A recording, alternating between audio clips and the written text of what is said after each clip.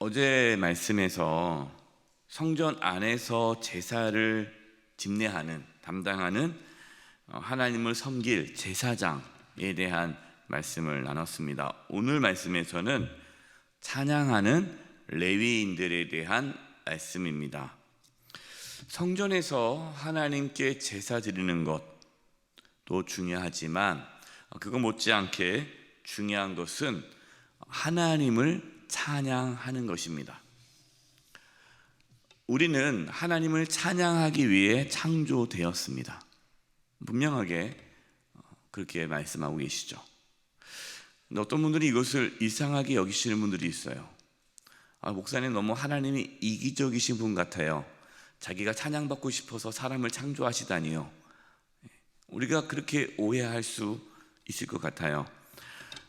하나님께서는 본인이 찬양받고 싶어가지고 높임받고 싶어가지고 세상을 창조하신 것은 아닙니다. 여기서 찬양은 하나님을 높이고 영화롭게 하는 것인데, 그 하나님을 높이고 영화롭게 하는 것이 그저 하나님과 멀리 떨어져서 하나님을 높이고 영화롭게 하는 것이 아니라 그 찬양 속에는 인격적인 하나님과의 만남과 교제, 하나님을 사랑하고 또 하나님을 즐거워하고 기뻐하는 것이 포함되어 있는 거예요. 그러니까 우리는 하나님을 찬양하기 위해 창조되었다라는 것은 우리는 하나님 안에서 즐거워하며 기뻐하며 하나님을 기뻐하기 위해 창조되었다. 이것이 하나님께서 세상을 창조한 목적이에요. 그러니까 우리가 하나님을 찬양할 때는 단순히 노래를 부르는 것이 아니라 그 찬양하는 가운데에 하나님을 만나고 하나님과 교제하고 하나님과의 친밀함을 경험하는 시간이 되어야 됩니다. 오늘 본문에 나오는 찬양대는 물론 노래를 부르고 악기를 연주하는 그런 사람들이죠. 찬양을 담당하는 자입니다.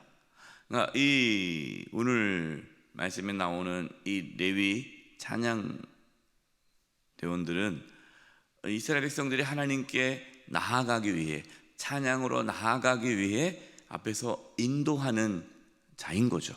그러니까 어떠한 음악적인 그러한 기술도 필요하고 또 조직도 필요하고 또 체계적인 것이 필요한 것입니다.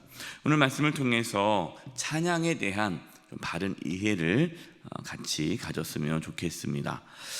먼저 역대상 25장 1절 말씀입니다. 다윗이 군대 지휘관들과 더불어 아삽과 헤만과 여도들의 자손 중에서 구별하여 섬기게 하되 수금과 비파와 제금을 잡아 신령한 노래를 하게 하였으니 그 직무대로 일하는 자의 수요는 이러하니라. 다윗은 군대 지휘관을 세우고 군대 조직을 전문화하고 세분화했습니다. 그 당시에 군대가 아주 중요한 조직이죠. 그래서 군대 조직을 아주 체계적이고 전문화, 세분화하는 것은 중요하죠. 그런데 그 군대 조직만큼 중요한 것이 찬양대다라는 겁니다. 하나님을 찬양하는 일이 군사력만큼 중요하다. 참 놀라운 말씀이죠. 군사력. 오늘날 따진다면은 우리도 마찬가지 아닙니까? 우리가 인생이 살아가는 데 있어서 경제력이 있어야 되잖아요. 또 뭐 권력이 있어야 되잖아요. 나라를 본다면은 또 군사력, 국방력이 있어야죠. 경제력이 있어야죠. 그래 나라가 든든하게 세워지지 않겠습니까? 물론 그것이 필요 없다는 거 아닙니다. 중요합니다. 그러나 그거 못지않게, 아니 그보다 더 중요할 수 있는 것은 하나님을 찬양하는 거예요. 하나님께 예배하는 겁니다. 한번 생각해 볼까요? 우리의 삶에서 중요한 것이 무엇이라고 생각합니까?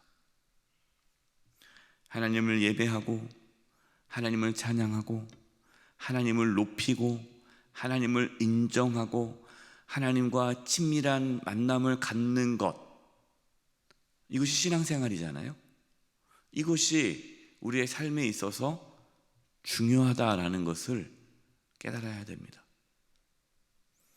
그것을 하기 위해서, 우리가 신앙생활을 제대로 하기 위해서 우리는 훈련을 하고 또 체계적으로 그런 공동체 안에서 이런 일들을 세워가야 한다라는 거죠.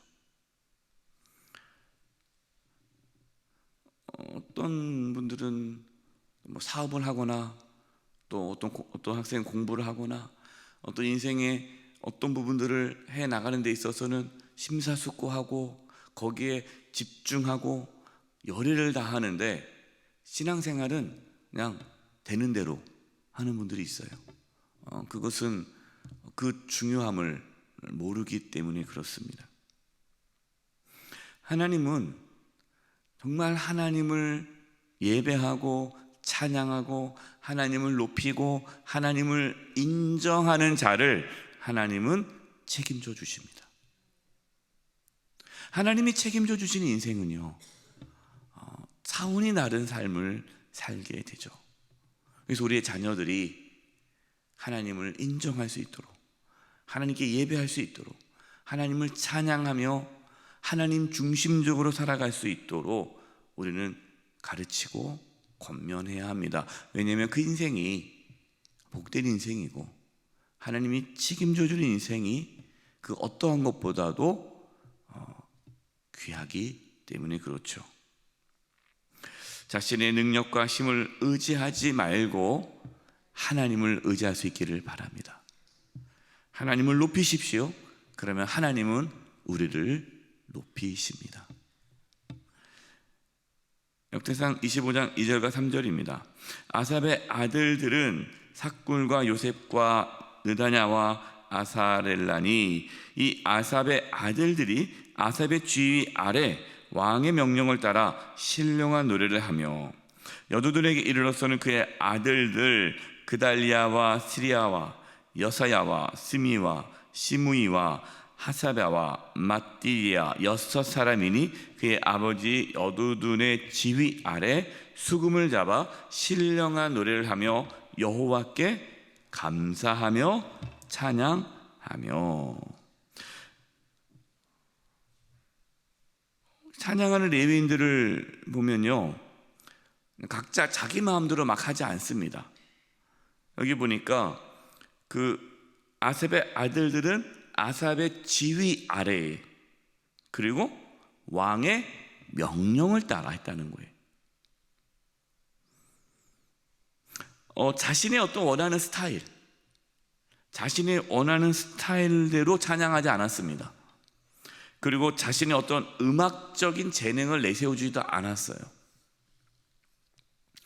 찬양하는 아삽의 아들들, 여두둔의 아들들은 그 아삽과 여두둔의 지휘 아래 왕의 명령에 따라 질서 있게 공동체 안에서 체계적으로 하나님을 찬양했다.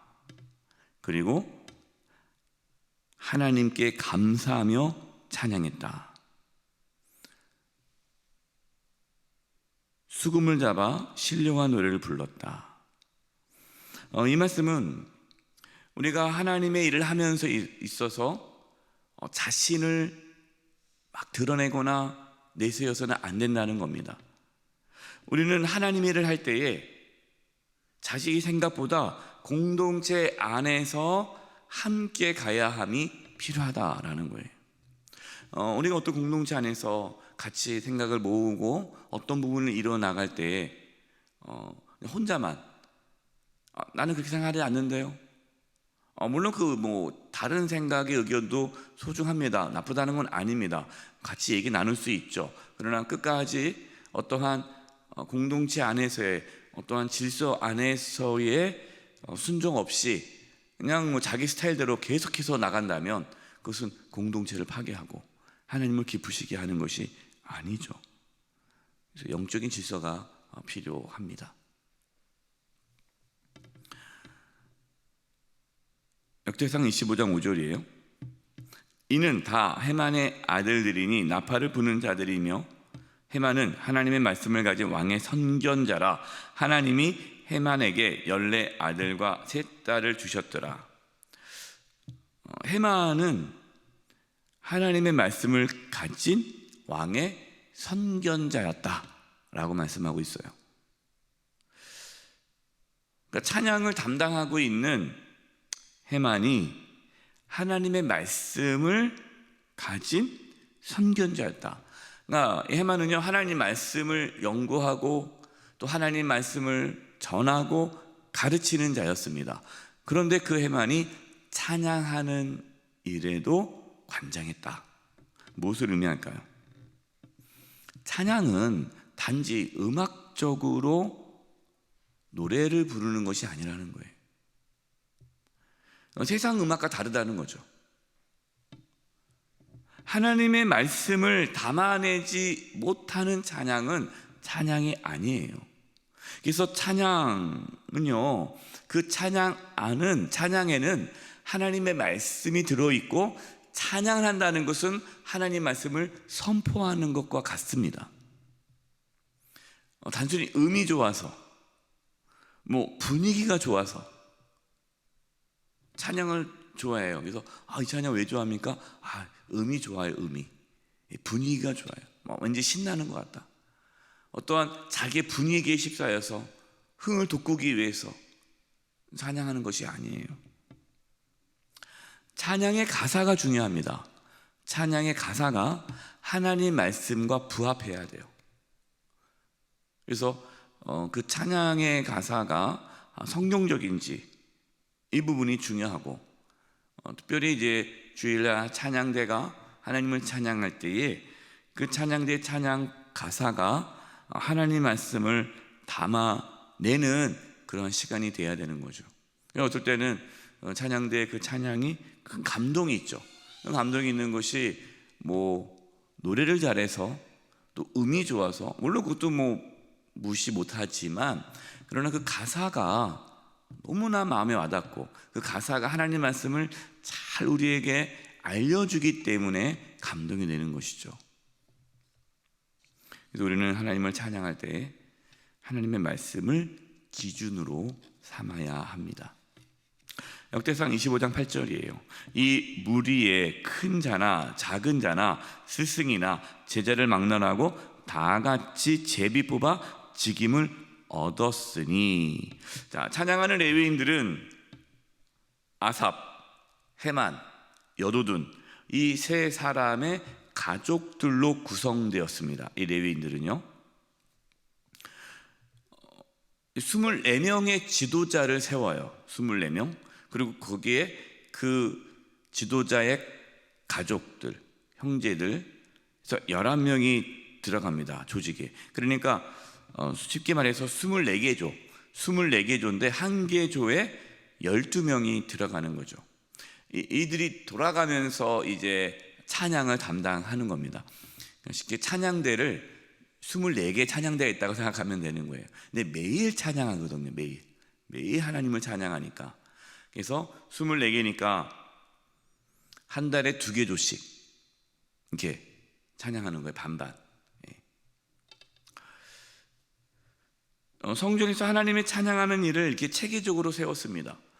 찬양대 하나가 365일 찬양하면 좋겠지만 집중력이 떨어지지 않겠습니까? 그러니까 최고의 찬양을 드리기 위해, 준비된 찬양을 드리기 위해 24개 조가 돌아가면서 이렇게 하게끔 맡겨놓은 거예요.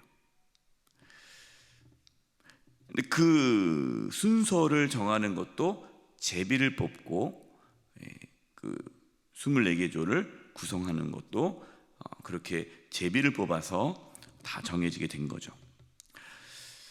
어제 말씀을 드렸습니다. 제비 뽑기라는 것은 하나님의 주권을 인정하는 일을 했잖아요. 제비 뽑기는 하나님께서 직접 하시는 거니까요. 하나님의 부르심에 의해서 이것이 이루어졌다라는 겁니다.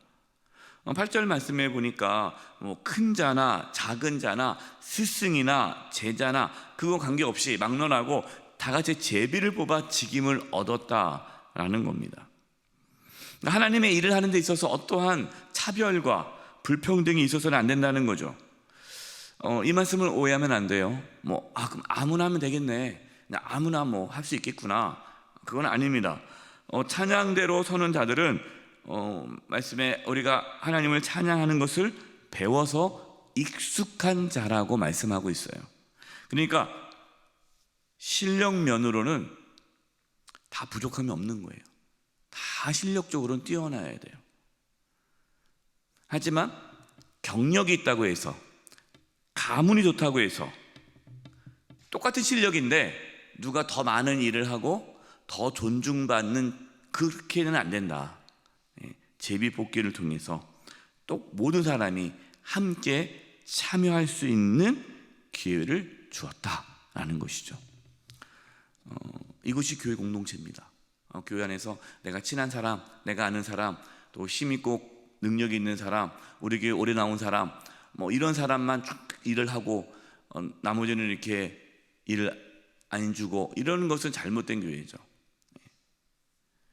그분이 어느 정도의 신앙이 있고 어느 정도 기본적인 것만 다 되어 있다면 누구든지 하나님의 일을 할 수 있는 길을 열어주어야 합니다.